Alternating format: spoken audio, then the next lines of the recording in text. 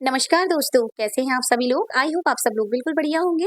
मैं मंजू स्वागत करती हूँ आप लोग का अपने यूट्यूब चैनल मंजू ब्लॉग में। दोस्तों, आप सभी लोगों को अक्षय तृतीया की हार्दिक शुभकामनाएं। जैसा कि नाम से ही आप समझ गए होंगे, अक्षय जिसका कभी क्षय नहीं होता है। इस दिन आप दान करते हैं, पुण्य करते हैं या कोई नई वस्तु लाते हैं, पूजा करते हैं और भूमि पूजन करते हैं, वास्तु पूजन करते हैं या फिर ऑफिस की पूजा करते हैं, गृह प्रवेश करते हैं।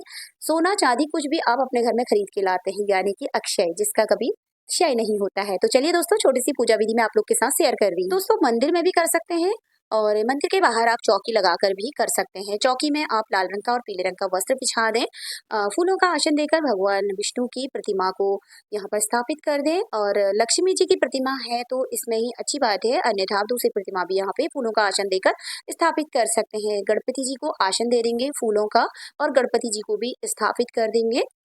अ, फिर उसके बाद दोस्तों, मैं आपको एक चीज़ शेयर करना चाह रही हूँ जो मैंने किया है, क्योंकि मैंने आज अपने घर में वास्तु पूजन कराया था।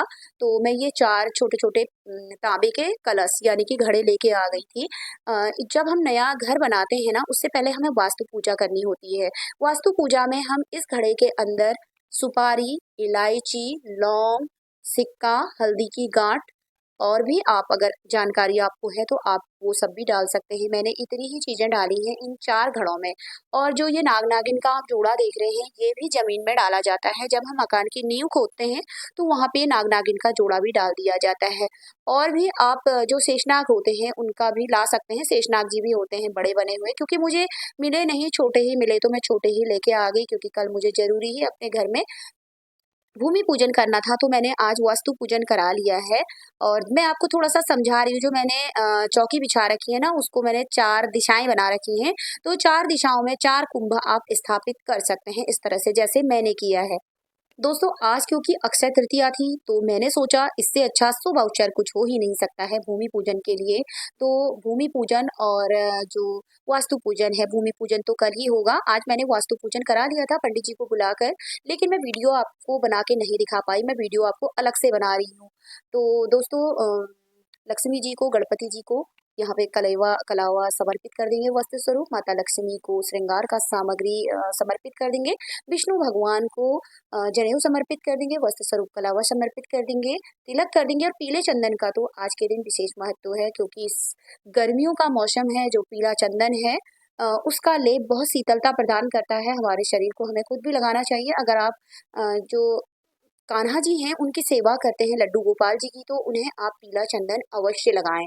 और जो आपने कलश लिए हैं ना, उनको भी आप पीला चंदन या लाल चंदन अवश्य लगाएं और अक्षत दे दें।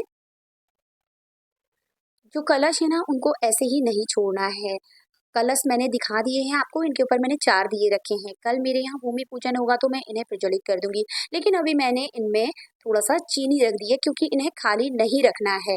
कल ये चीनी निकाल कर मैं इनमें दीप प्रज्वलित कर दूँगी, 4 कोनों में 4 दिए।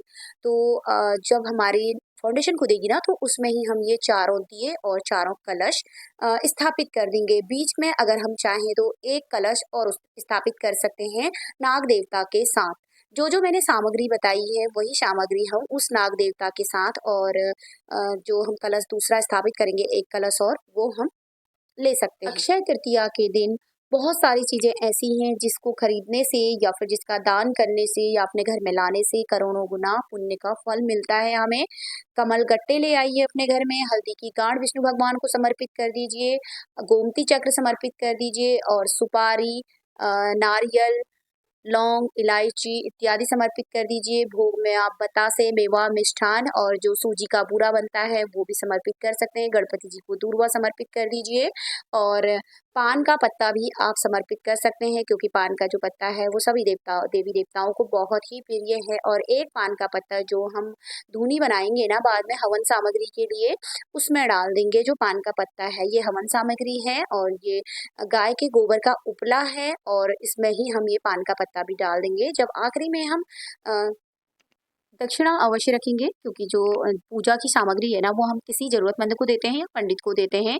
पूजा की गई सामग्रियों के लिए, क्षमा याचना के लिए हमें दक्षिणा अवश्य रखनी चाहिए। अभी मैं घड़ा आपको इसलिए दिखा रही हूँ, किसी भी योनि में हम जाते हैं ना, तो हमें अन्न जल की आवश्यकता अवश्य पड़ती है। अगर इस दिन हम अन्न जल का जो दान करते हैं, तो उसका हमें पुण्य फल मिलता है। तो इसीलिए मैं आपको ये घड़ा दिखा रही हूँ। तो आप एक घड़ा ले आइए और इसका दान अवश्य कीजिए, क्योंकि मिट्टी का घड़ा तो हमारे अ, हम खरीद ही सकते हैं ना, और इसका दान भी कर भी सकते हैं। अन्यथा बहुत सारे लोग ऐसे हैं जो सोने के घड़े का दान करते हैं, पीतल के घड़े का, तांबे के घड़े का। आपको मैं मिट्टी का घड़ा इसीलिए दिखा रही हूँ क्योंकि शीतलता देने वाला है और जल भी इसमें ठंडा रहता है। अगर आपके घर में नहीं है तो आप अपने घर के लिए भी ले आइए, क्योंकि इसमें जल बहुत ठंडा रहता है। और गर्मियों का मौसम है तो जो ऋतु फल हैं वो भी ठंडे ही होने चाहिए, जैसे तरबूज है, खरबूजा है, नारियल है, ककड़ी है। ये भी आप भगवान को भोग में यहाँ पर समर्पित कर सकते हैं और इसका दान कर सकते हैं आप। तो दोस्तों, वीडियो यूज़फुल लगा हो तो एक प्यारा सा कमेंट कर देना। चैनल में नए हैं तो मेरे चैनल को सब्सक्राइब कर देना। Thank you for watching. मिलती हूँ नेक्स्ट वीडियो में। बाय।